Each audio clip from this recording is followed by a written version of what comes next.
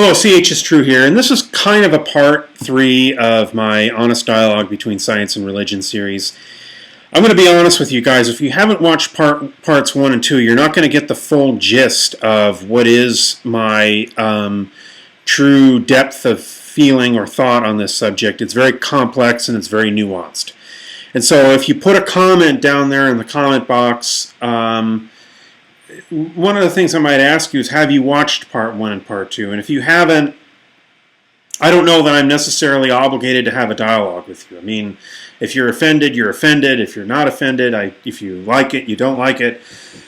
My time is precious. So I might just very well let people comment and just let them have their say, and that's that. I notice in Steven Pinker's book, The Blank Slate, where he talks about what he considers the modern denial of human nature. He's writing a book that is a book on evolutionary psychology. And, you know, contrary to what maybe religious fundamentalists or religious thinkers might believe, it's not all about them. The entire dialogue that Darwinians would engage in is not just against them. It's that you remember the song "You're So Vain." I bet you think this song is about you. And I think the person to whom the song was sung probably did think the song was all about him. But no, it was all about Carly Simon. It was all about her experiences. It was all about her maturation and her growing up. So it is that in the whole debate of around evolutionary psychology and evolutionary biology, a lot of times religious, particularly Christian religious thinkers, will think that it's all about them. That reads out of the story Native Americans, it reads out of the story Hindus, it reads out of the story even the other two Abrahamic religions. It's not the whole idea that the reason that Charles Darwin came up with the theory of evolution was all about Christianity or opposing it is as ridiculous as the notion that the reason that Eratosthenes came up with the round earth is it's all about getting those Persians, or everything the Greeks ever did was about getting those Persians. Yeah, the Greeks thought about the Persians a lot, but it wasn't all about them.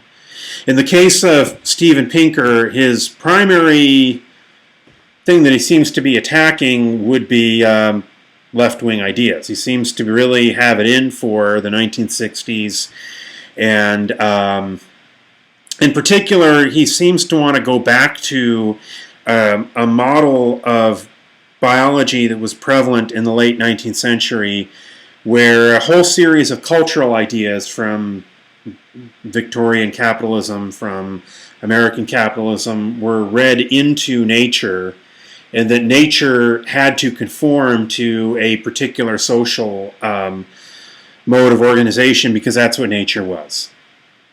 And it seems like Steven Pinker, it's a very interesting book. I mean, it's well written. It's a good read. The Blank Slate by Steven Pinker is a very good read. I don't say that it shouldn't be read. It definitely should be. And in fairness, people on the left or liberal end have also read, particularly Marxists, have also read a lot of ideology into their science, or they've claimed to have a scientific worldview that is in fact a lot of ideology.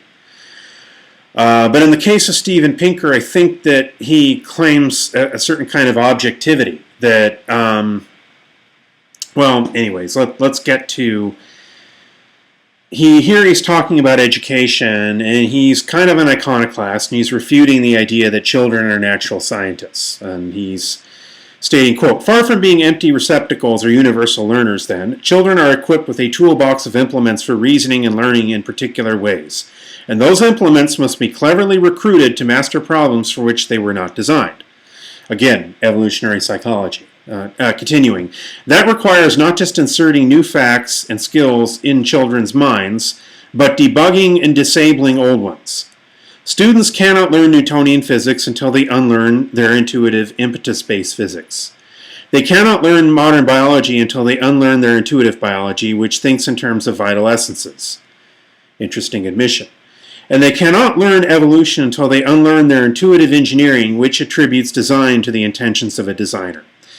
Now that's a very interesting statement. I'll read it again. And they cannot learn evolution until they unlearn their intuitive engineering, which attributes design to the intentions of a designer. Now, what's interesting about that is that at various times Dawkins has made, I think, a very correct statement. That to teach children about all this hell business and all this fundamentalism business is a form of child abuse. And it definitely is not natural to a child's development to be threatened with a lot of religious fear.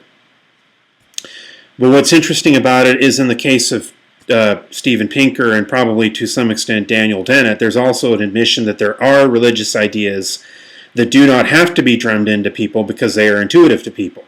In other words, it would be the nature of children to believe in some form of religious narrative, possibly animism, possibly belief in a very benevolent type of creator. It's often been noted that children read into animal friends or imaginary friends. You were a kid once, you should remember. So what's interesting about that is, in a sense, agreeing with Richard Dawkins. Agreeing with Richard Dawkins in this one respect, that it is a form of child abuse to threaten children in Sunday school with eternal everlasting hell. It also appears to be, though, that there is an admission that there's some kind of religious narrative that is innate to children. And the question of what that would be an interesting read. If it is true, as Steven Pinker says, that there is no blank slate, and I think he makes a good argument. I think that he does make a good case in some respects. He actually makes a very nuanced case that to go with B.F. Skinner or to go with some of the thinkers who are more libertarian than B.F. Skinner and more egalitarian, but still would hold to the idea that there is no blank slate. Even to go with Rousseau and the idea, some of his, that it's all a blank slate. Not that there is no blank slate, but that everything's a blank slate. I think that's, I would agree with Pinker that that's problematic, as is a lot of Locke and Rousseau when they start going off on this blank slate business. We do have an inherent thing you can call human nature. And it is the product of, I would say at least in the main, or the most simplistic level, you would say, yes, evolutionary biology and evolutionary psychology does have a lot to say about what it is. But I would also say then that if you were going to have the admission of a human nature, or something that we can call human nature, and if that admission includes an experience of the divine, then you have to account for that experience of the divine somehow. And if it is the case that children are evolutionarily wired, ironically enough, to believe in some kind of a non-mechanistic mode for the universe, then you have to account for that. Now, the part about intuitive physics is interesting. A lot of children might believe that heavier objects would fall faster than lighter ones.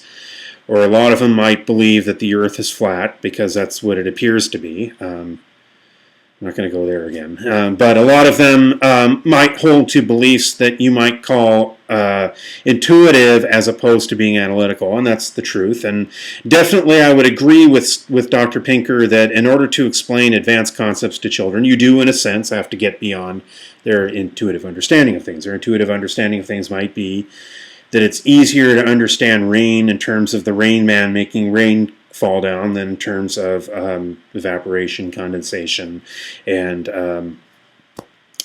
precipitation and the whole cycle there. But are we going to go so far as to say that their intuitive understanding must be completely overridden?